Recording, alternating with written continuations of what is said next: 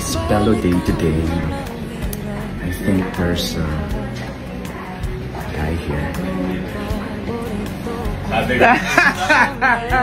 ba tayo naka-vlog? Oh my God, hi! Hello Kathden fans! Ito na nga ha, inano ko yung video mga kasambreros ni Sir MJ. Nung nagkita nga sila ni, Sir Alden dun sa Bello Clinic mga kasambreros kahapon. Medyo limited lang talaga, no? At saka very short mga kasambreros. Talaga nagkataon lang pala talaga na nagkita sila sa Bello. Hindi niya alam na parang andun si Sir Alden mga kasambreros. So putol agad yung kanyang vlog at saka wala tayong nakuhang impormasyon. So private na lang yung private communication at private na pag-uusap na lang yung iba mga kasambreros, which is alam natin ay parang baka nagsingilan at saka nagtawanan ng dalawang ito sa kanilang private communication kahapon mga kasambreros. So team panatag pa rin tayo mga kasambreros ha, kasi hindi naman pwedeng hindi makukumusta ni Sir Alden, Sir MJ or si MJ kay Alden mga kasambreros about kay Kath, no? Kasi isa lang sila ng network, no? So yun po, team panatag po tayo mga kasambreros ha. And then ito, may isa pa palang post, no, si Sir Alden mismo sa kanyang Instagram story kahapon or kagabi about dun sa showroom na tour mga kasambreros, no. Sabi niya dito is Happy Sunday from my fave Alden Richards and I. So parang shock cream mine, parang ganun ang music niya mga kasambreros. Tapos ay nakaakap ulit sila na parang bawat picture ni Sir Pat at saka ni Sir Alden mga kasambreros ay nakaganto yung kanilang postura or kanilang parang parati silang nakahag mga kasambreros. Sobrang sweet ni Sir Alden at saka ni Sir Pat mga kasambreros. Isa ito kasi sa love languages ni Sir Alden, yung talagang physical touch mga kasambreros. So maraming salamat at hindi talaga madamot si Sir Alden sa mga updates, no, at saka sa pag-post niya sa kanyang social media account mga kasambreros, especially sa kanyang Instagram story. So marami siyang dito, pero unahin ko muna itong kay Baby QQ, no. Si Ma'am Chris Learn na atin ni Ma'am Catherine ay nag-post, no, ng kanyang baby. Puro Crayola ito mga kasambreros at saka mga school supplies yung iba, no. Sabi niya dito, choose washable with Agalala World o Galala World. So parang ganoon. So parang rin ito na parang sponsor, something like that. No, sikat si Baby QQ, no. Talagang may sponsor ang Baby Cute niya na pamangkin ni Ma'am Catherine mga kasambreros. And then ito, Instagram story, no, ni Sir Alden mga kasambreros. Naka-drive ulit siya, tapos naka-reload of course. Parang siguro naka-stop or parang umuulan pa rin mga kasambreros, no, sa kanilang lugar na kung saan ay mahalata natin sa kanyang window ng kanyang harapan ng kanyang kotse mga kasambreros. And then ito, sobrang cute na naman ng kanyang ng kanyang Instagram story. Si Corgi, no? Hindi ko lang so sa kanila pala ito, no, kasi hindi to si Bailey. Si Bailey lang kasi kilala ko, ano ba yan? So tapos may rainbow sa likod niya, which is napakaganda mga kasambreros, no? If I'm not mistaken, sa Makati ba ito? So, parang ganun mga kasambreros, no? Pero hindi matao kasi ang Makati talaga the busiest city sa buong Pilipinas mga kasambreros sa Makati. And then ito, Instagram story din niya, yung yung sapatos, no? At saka hindi ko lang, parang kape yata ito ng social. Itong kanyang nasa harapan mga kasambreros, no? Tapos Instagram story niya, parang latte na frappe, hindi siya frappe latte mga kasambreros, no, na parang mocha ang palagay ko dito na kape mga kasambreros na social, no. Syempre Pops Alden yan baka galing ito sa Starbucks or sa kanyang sponsor mga kasambreros.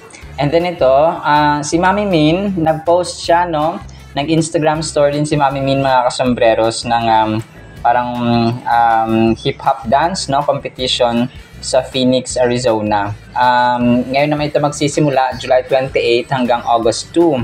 So hindi ko alam kung mag-join pa dito si Ma'am Lexine mga kasambreros. So baka hindi pa sila nakauwi, no?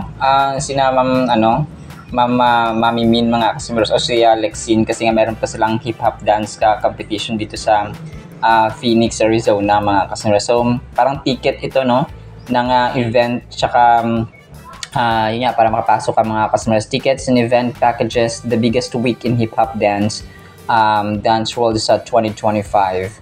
So, ganito siya mga kasambreros. It's the world's most celebrated week.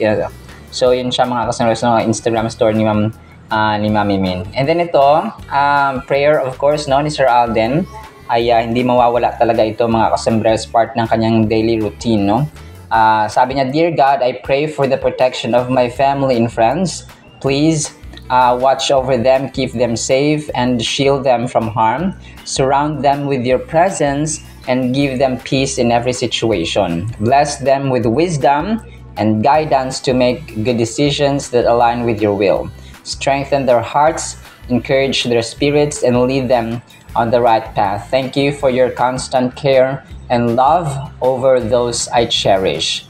In Jesus' name, Amen. So, Amen, Pops Alden. So, the same prayer natin sa ating mga loved ones or sa family talaga mga kasambreros, no? Ito nga prayer item niya, Sir Alden. And then ito, part na kanyang Instagram story, yung parang yung Tour de France na mga winners mga kasambreros, no? And kasama nga dito si Tadej Pogacar, no? Talagang fourth time, no? Nananalo itong si Tadej mga kasambreros, and this year siya pa rin ang panalo. Nanalo siya nung 2020, 2021, tapos si 2024, tapos 2025. Grabe, no? Champion pala ito si Tadej Pogacar mga kasambreros. So yung tawag dito, yung kalaban niya lang dito sa Tour de France ay itong si Jonas Vingegaard, parang ganun kasi French mga kasambreros, no? Si Tadej naman ay Slovenian, taga Slovenia mga kasambreros. So yun po. And then part pa ng kanyang Instagram story, itong bike na parang sinasakay sa Colnago, na kulay dilaw na sinasakay sa taas ng taxi mga kasambreros. Tapos yung mga riders ng Tour de France na kasama sa UAE mga kasambreros, itong mga parang team sila, no, mga kasambreros ng bikers mga kasambreros. And then ito, next item, ang kulit ito mga kasos, kasi yung isang Kathleen admin ay sabi niya ito, na-miss niya, no, ang tambalang Kathleen talaga mga kasambreros. Sabi niya dito, I miss you, tapos 3 hearts. Tapos yung suot nila ay yung premiere night nga nung Hello Love Again mga kasambreros. So yung nakakulay white sila, no, si Mr. and Mrs. Folkers. Magalit na naman yung iba dyan. Si Mr. and Mrs. Folkerson mga kasambreros soon, no. Yun po. And then ito, last and this. So ito, part pa rin ng Instagram story ni Sir Alden, no. Itong nagbabike doon sa may parang part ito ng route mga kasambreros, ruta na paggaganapan ng Tour de France. Parang bundok siya mga kasambreros. So alam niyo naman kapag bike ay minsan convoluted or paliko-liko rin, no? Tsaka may mga wave curve mga kasambreros ang kanilang daanan, no. So may straight, may curve, may mountainous, may mataas, may mababa, no, pag ganun siya mga kasambreros. So talaga na-explain ako dito, no. And then ito, last item natin. So sige, ito last item mga kasambreros, na part pa rin ng kanyang Instagram story, yung pagpapanalo, no, at saka picture taking ni Tadej Pogacar mga kasambreros at saka nung kanyang kasama. Grabe, no? Para magkakamukha lang sila mga kasambreros, no? So awarding na pala ng Tour de France event ngayong 2025. So baka sa susunod na quarter si Pops Alden mga kasambreros, baka sa next batch na siya, no, ng Tour de France sasali. Alright, so yun lang sa ating Kathleen items, ha. Wala pa tayong balita kay Ma'am Catherine, pero baka mamaya, no, magkakaroon tayo ng update sa kanya. So sana po ay pakinggan po natin ang Word of God. Ngayon po ay July 28, 2025.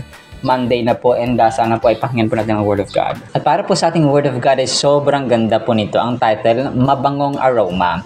Ephesians 5:1-2, Therefore, be imitators or manggagaya of God as dear children, and walk in love as Christ also has loved us and given for us an offering of a sacrifice to God for a sweet-smelling aroma. Napakaganda nito mga kasombreros.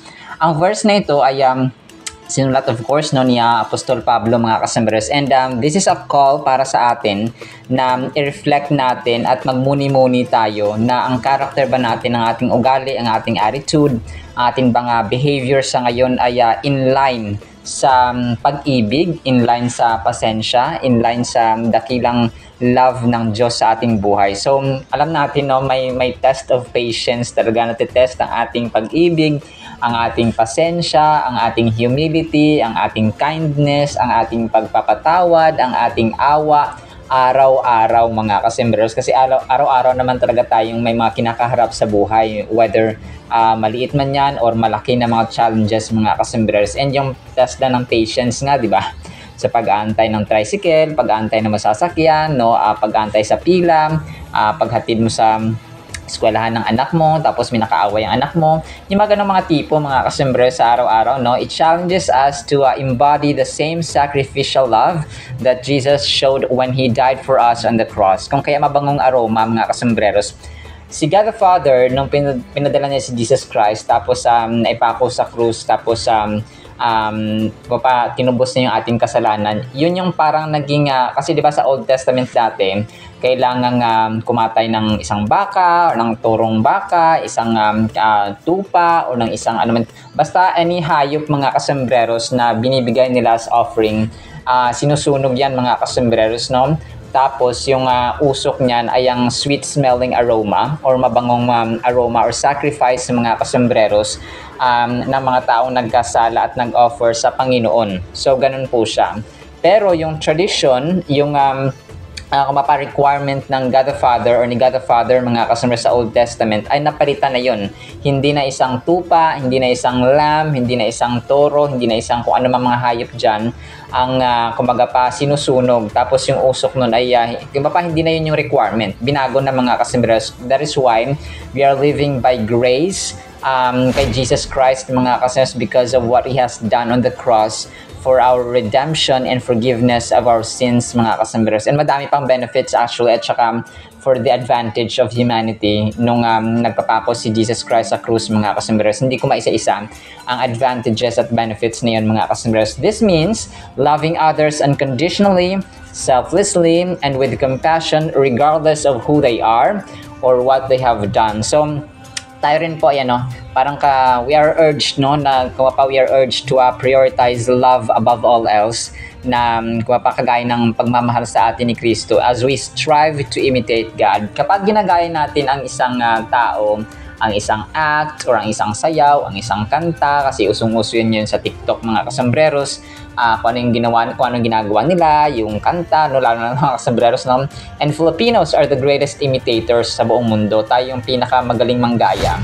As land, tayo ay binansagan na land of the greatest and best singers mga kasombreros sa buong mundo, ay napakagaling nating manggaya.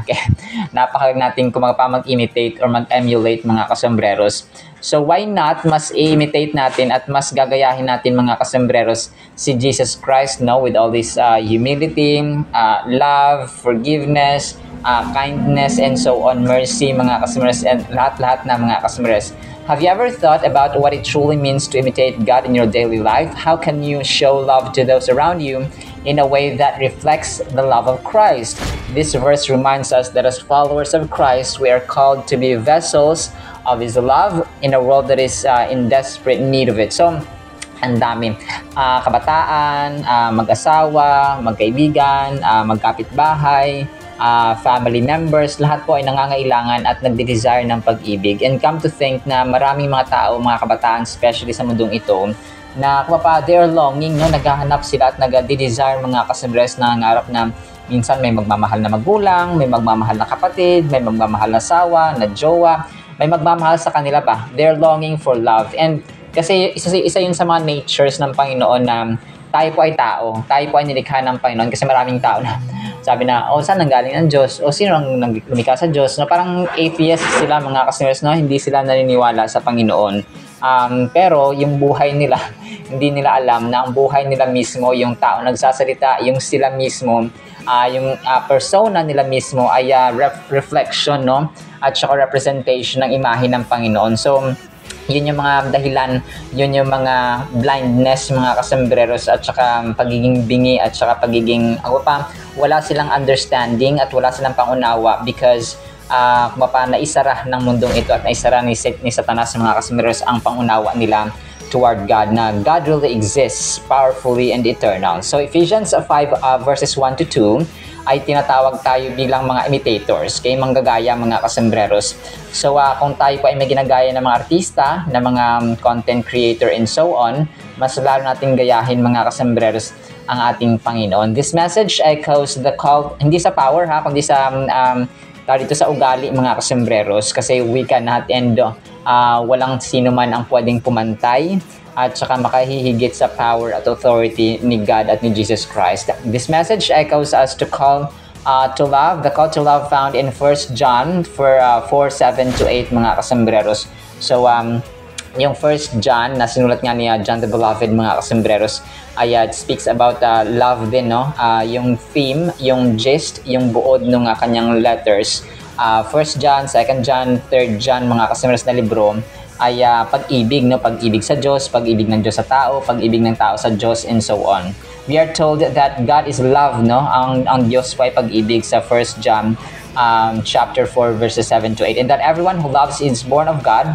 Additionally, Jesus' commandment in John 13:34-35 to love one another as He has loved us is a direct parallel reinforcing the idea that love is the hallmark of discipleship. So ito yung trademark, mga kasembreros, isang marka, no, isang selyo, mga kasembreros, sa dapat nating dapat nakamarka sa ating puso't isipan, sa ating buhay, na tayo po ay anak ng mapaibiging Diyos, no? Mapag-ibig na Diyos at punong-puno ng pag-ibig. He is the source, the flowing, the spring of love, mga kasembreros, na hindi natatapos at hindi nauubos. Living in love also involves sacrificially putting the needs of others before our own. So, sacrificial love is the hardest love na pwede nating gawin, mga kasembreros, sa ating buhay. Yung isakripisyo mo yung pangailangan mo, yung pangarap mo, yung desire mo, yung goals mo. May mga taong gano'n na kaya nilang i-sacrifice yung kanilang sariling ambitions for the sake of their father, for example, or sa kanilang asawa, for the sake of their children, for the sake of their kuya, or their ate, or their bunso, no? May mga ganong tao na kaya nilang i-sacrifice, no? And Sir Alvin is talagang one of the most quintessential examples na sinacrifice niya muna ang kanyang sariling kaligayahan for the sake of his family, for the sake of his father, mga kasembreros. So wala tayong balita dun sa sa kanyang pilot, pero magkakaroon din tayo ng soon. We can imitate God by showing love through our actions, words, and attitudes, seeking to bring light and hope into the lives of those around us. So kung pagiging yung paggaya natin, mga kasembreros, ay gawin natin sa iba. Okay? Yun po yung application natin doon. Kasi you cannot say that you love God kasi kung hindi mo na mahal ang tao, tapos mahal ang tao pero hindi mo mahal ang Diyos, no? Pero dapat dalawa yun, mga kasembreros. Mas lamang lang ang Diyos natin, of course, na mamahalin natin siya ng buong puso, lakas, isipan, mga kasembreros, at damdamin. So ang Diyos, ang tao, ay mamahalin natin kagaya nating sarili. So think of love as your job, kindness as your daily task, and compassion as your team's culture. So gawin natin yung ay turing natin yung love na trabaho natin, kindness sa ating daily task, just like at work where you strive to meet goals and support colleagues. Show forgiveness and care to those around you. Be a beacon of light at home in every interaction, making the world a brighter place. Will you choose to spread God's love today and every day? So syempre, pipiliin natin na love, mga kasembreros, sa bawat isa. So gawin natin na parang trabaho ba or part ng ating daily routine yung pag-ibig, na parang sa trabaho, meron tayong deadlines, meron tayong goals, meron tayong kailangang i-meet mga kasembreros. Ganon din po ang ating task sa Panginoon. So ang task na ito ay gagawin natin with all willingness, with all love, and with all humility, and with all joy. No? Parang masaya tayong ginagawa at hindi lamang pinipuwersa at napipilitan. Kasi flowing yung love ng Panginoon sa atin. Napakaganda, no? Mga kasembreros, no? Isang mabangong aroma ang ating ang pag-ibig ng Diyos sa atin, at ganoon naman yung pag-ibig natin sa ibang tao. Alright, so lang po sa ating Word of God, ha? Nawa po ipagpalain po tayo ng pag-ibig, pananampalataya, pag-asa, pag-ibig natin sa ating kapwa. In Jesus' mighty name we pray, amen and amen. See you sa next segment, mga sunisen. Paalam po. I love you.